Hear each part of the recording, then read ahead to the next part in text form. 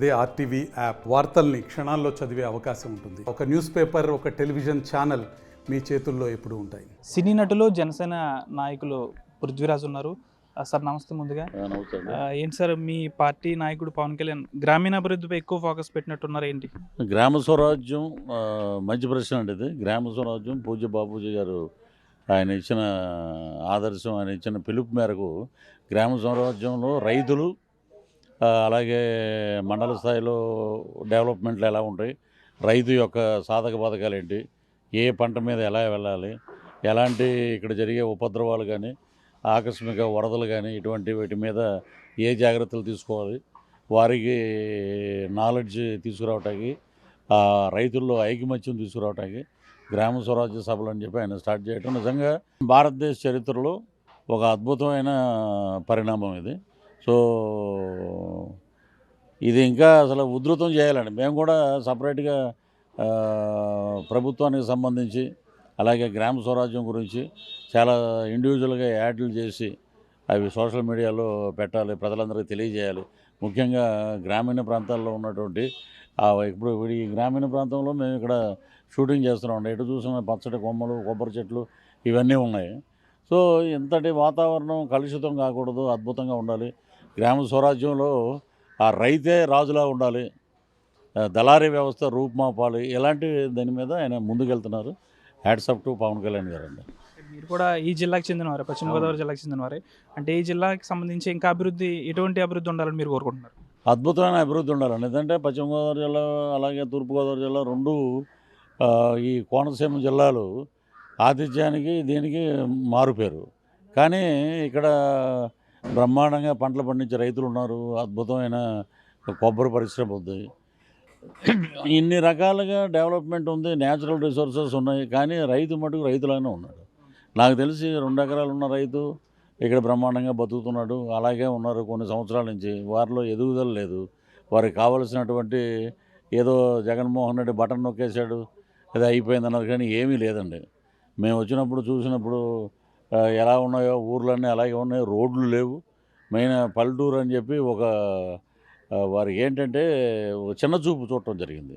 రైతే రాజు దేశానికి. జై జవాన్ జై కిసాన్ అని చాలాసార్లు పవన్ కళ్యాణ్ గారు చెప్పారు.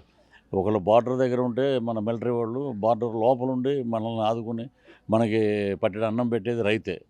ఆ రైతును మనం దూరం చేసుకుంటే భావితరాల్లో మనకి ఆ బియ్యం అనేది కనుమరుగైపోద్ది. ఎక్కడ చూసినా అప్పట్లో శ్రీకృష్ణదేవరాయలు గారు ఏంటది సంతలో వజ్రాలు అమ్మేవారు. రాయలవారి రాజ్యంలో బంగారు నగలు వజ్రాలు దొరికాయి, అలాగే బియ్యం కూడా అలాగే అయిపోద్దని చెప్పి మా బాధ. ఏంటంటే రైతు లేనిదే ప్రభుత్వాలు ఏవి నడవండి. ఈ గిక్కర్లు ఇవన్నీ కాదండి. రైతు మీద కాన్సన్ట్రేషన్ పెట్టాలి. దాని మీద జరిగే ఈ సభలకి అన్నిటికీ నా ఖాళీ ఉంటే నేను కూడా వెళ్తానండి. పవన్ కళ్యాణ్ గారు పిలవకపోయినా నేను కూడా మా పొలం తరపున ఇప్పుడు కౌలుకి ఇస్తున్నాం కాబట్టి నేను కూడా వెళ్ళి ఆ గ్రామ సభల్లో పాల్గొని వారిని కూడా ఉత్తేజపరిచి మీరు ఉంటేనే మేము ఉన్నాం. ఎప్పటి నుంచి వెళ్తారు మీరు ఫీల్డ్లోకి? నేను సెప్టెంబర్ నెల నుంచి బయలుదేరి వెళ్తానండి. ఎక్కడ గ్రామ సభలు జరిగినా నేను అటెండ్ అవుతాను. నాయకుడు పడే కష్టం మీరందరూ సహకరించండి. వారి మీద అద్భుతంగా మనం బ్రహ్మాండంగా మన గ్రామాలని బ్రహ్మాండంగా తయారు చేసుకుందాం.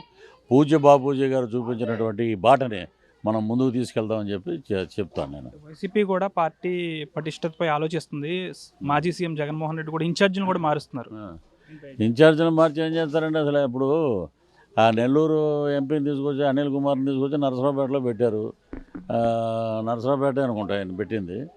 ఆయన ఎవడికి తెలియదు. అక్కడ చెవిరెడ్డి భాస్కర్ రెడ్డిని తీసుకొచ్చి తిరుపతిలో ఉన్నవాడిని తీసుకొచ్చి ఒంగోలులో పెట్టారు. చంద్రగిరి దగ్గర ఉండేవాడిని. ఆయన ఎవడో తెలియదు. ఆ మార్చడం, ఆ షబ్బులు చేయడం అనేది వాళ్ళకి బాగా వెనదో పెట్టిన విద్య. ఇన్ఛార్జీలు మార్చేస్తే ఏం రాదండి. ఇన్ఛార్జీలు మారిస్తే ఏదో గెలిచేస్తాం మళ్ళీ అనేది రాదు. ఒకటే ఇతని తత్వం ఏంటంటే చనిపోయిన వారి ఇంటికి వెళ్ళి వాడు ఎలా చనిపోయాడు అనేది పక్కన పెడదామండి. వారి ఇంటి లోపలికి వెళ్ళి మీకు అమ్మఒడి వచ్చిందా, మీకు రైతు బంధు పథకం వచ్చిందా, మీకు అలాగనే మాట్లాడే నాయకుడిని ఇంతవరకు నేను ఎక్కడా చూడలేదండి. చచ్చిపోయిన కొడుకును పరామర్శించడానికి వెళ్తే నాయకుడిగా భరోసా ఇవ్వాలి, నేను ఉన్నాను మీ వెనకాలని. అలాంటివి వదిలేసి నిన్న కూడా ఎక్కడో మీకు ఆ పథకాలు వచ్చినాయి, నేనుంటే ఇది అవుద్ది. ఏముందండి, నువ్వు చేసుకున్న దౌర్భాగ్యం అది. ఆంధ్ర రాష్ట్రాన్ని 10 ఏళ్ళు వెనక తోసేసావు. ఈ రోజున మళ్ళీ ఏ మొహం పెట్టుకుని నువ్వు వచ్చావు? ఇప్పుడు ఎక్కడ చూసినా ప్రెస్ మీట్లు. ఆయనకి ఏదన్నా ఒక చిన్నది, ఒక శవం దొరికితే రోడ్డు మీద దాన్ని పెట్టేసుకుని ఇది తెలుగుదేశం, జనసేన, బీజేపీ వాళ్ళు చేసిన పని, మా వాళ్ళు చాలా స్వచ్ఛంగా ఉన్నారు, మీరు చేసిన ఎదవ పనులు అకృత్యాలకే మీరు 11 ఉన్నారు. ఆ టెక్నికల్గా ఏంటంటే ఆ 11 ఉంది, ఆ 11 కూడా 7, 8 త్వరలోనే వెళ్ళిపోతారండి. వెళ్ళిపోతే ఇంక మిగిలేదు నీ దగ్గర. మీ వైపు వచ్చే మీ జనసేనకు వచ్చే అవకాశం ఉందా? మా దగ్గరికి రారండి. మా దగ్గరికి వస్తే జన సైనికులందరూ బల్లెలు పెట్టుకు పొడి చేస్తాం మేము. మా దగ్గరికి రారు. ఇక ఉన్నాయి కదండి తెలుగుదేశం, బీజేపీ.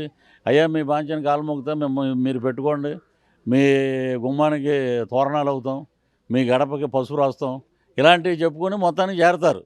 ఇంక ఉండేది 3. ఆ పెద్దిరెడ్డి రామచంద్రారెడ్డి, ఈయన ఇప్పుడు శవం దగ్గర నవ్వు, పుట్టినరోజుకి నవ్వు, ఇతను ఒకడు, ఆ అంబటి రాంబాబు ఒకడు ఉంటాడు. ఇంకెవరూ ఉండరండి, అందరూ వెళ్ళిపోతారు 11. ఆ 11 ఇప్పుడు ఒకటన్నాడు, ఇది దేవుడి స్క్రిప్టు. మనం అసెంబ్లీలో చూసాం, దేవుడు స్క్రిప్టు, చంద్రబాబు 23 వచ్చినాయి అని అన్నాడు. అదే మరి దేవుడు స్క్రిప్ట్, మరి నీకు 11 వచ్చినాయి. ఎప్పుడు ఇదివరకు అనుకునే వాళ్ళం మనం, కర్మ ఎక్కడో పైన ఎక్కడో ఉందని. పైన ఎక్కడో లేదండి, పక్కనే ట్రావెల్ అవుతూ ఉంటుంది.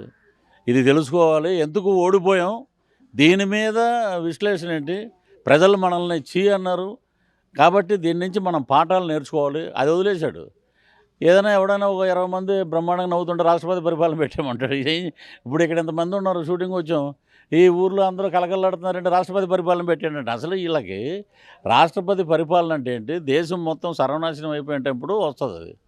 వీళ్ళు ఏంటంటే ఏదో పెట్టేసేయండి, వైనాట్ 175 అన్నారు, వైనాట్ 11.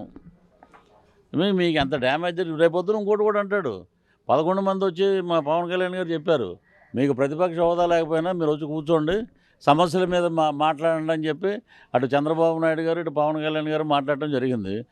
రేపొద్దున ఏమంటాడంటే, మా 164 మందిని కూడా అసెంబ్లీలో కూర్చోబెట్టండి, ఓడిపోయిన వాళ్ళని, మాకు కొంచెం తోడుగా ఉంటారు అనేది కూడా అంటాడు. సో ఇతను ఏంటంటే చదువు ఉందంటాడని, ఎక్కడో చదివాను, ఎక్కడి నుంచో వచ్చేసాను అంటాడు. అంతా అబద్ధమే. చదువుకున్నవాడు ఎవడో ఇలా మాట్లాడు, కడుపుకు అన్నం తిన్నవాడు ఎవడో ఇలా మాట్లాడు. ఏపీ ఫిలిం డెవలప్మెంట్ కార్పొరేషన్ చైర్మన్గా పృథ్వీ ఎంతవరకు కరెక్ట్ అండి, ఇస్తే బ్రహ్మాండంగా. ఇప్పుడు ఏంటంటే గవర్నమెంట్ దగ్గర నుంచి అఫీషియల్ న్యూస్ ఇంకా రాలేదు. పృథ్వీ ఎంతవరకు కరెక్ట్ అంటే 30 ఏళ్ళ ఇండస్ట్రీ, 30 ఇయర్స్ ఇండస్ట్రీ. నాకు తెలియని ప్రొడ్యూసర్ లేడు, నాకు తెలియని డైరెక్టర్ లేడు.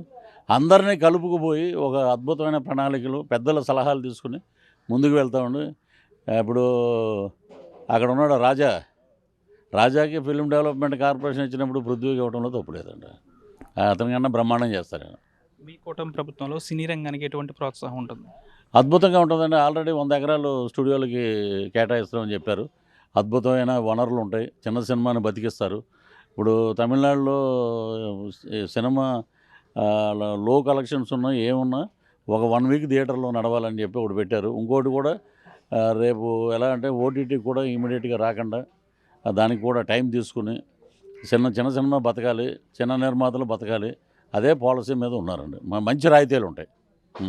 సార్ చివరిగా జోగి రమేష్ అగ్రిగోల్డ్ భూముల వ్యవహారంలో ఏం స్పందిస్తారు? ఇప్పుడు అతను మాట్లాడండి, పవన్ కళ్యాణ్ గారి మీద ఎన్ని అవాకులు చవాకులు మాట్లాడారు. సభ్య సమాజం కూడా తలదించుకుని, మహానటి సావిత్రి అలా ఆవిడ, ఇప్పుడు మహానటి ఆవిడ క్లోజ్లో నిన్న ఏదో ఇంటర్వ్యూలో చూసా, మా అబ్బాయికి ఏం తెలియదండి పాపం, చాలా అమాయకుడు అండి అది అంటే, చంద్రబాబు అంతా నీచమైన నాయకుడు ఇంకొకరు లేడని మాట్లాడుతున్నాడు అతను అమెరికాలో ఉండి ఈయన ఎందుకు మాట్లాడాలండి? మరి అగ్రిగోల్డ్ వ్యవహారం మొత్తం కొలిక్కి వస్తుంది, తీసుకెళ్ళి బొక్కలో పెట్టేస్తారు. తండ్రి కొడుకులు ఇద్దరు లోపలే ఉంటారు. అలాగే ఇంకా చాలామంది ఉన్నారండి. మీరు చేసిన ఈ దరిద్రం పనులు, ఈ కూటమి ప్రభుత్వం కక్ష సాధింపు అంటారు, కక్ష సాధింపు ఏమీ లేదు. మీరు చేసిన పనులకి శిక్ష అనుభవిస్తుంది. అది తెలుసుకోండి ముందు. అంటే చంద్రబాబు నాయుడు గారు వచ్చేసారు, కక్ష సాధింపు చేసేస్తున్నారు, పవన్ కళ్యాణ్ గారు వచ్చారు, కక్ష సాధింపు, Lokesh Babu red diary open చేశారు. రెడ్ డైరీ ఓపెన్ చేస్తే అసలు ఒకడు ఉండడు. ఇది తెలుసుకోవట్లేదు. రెడ్ డైరీ ఎందుకురైనా సునామీ తీసుకొస్తారు. మళ్ళీ రెడ్ డైరీ ఎప్పుడు తీస్తారు? మీ పాపాలు పండిపోయినప్పుడు రెడ్ డైరీ బయటకు వస్తుంది.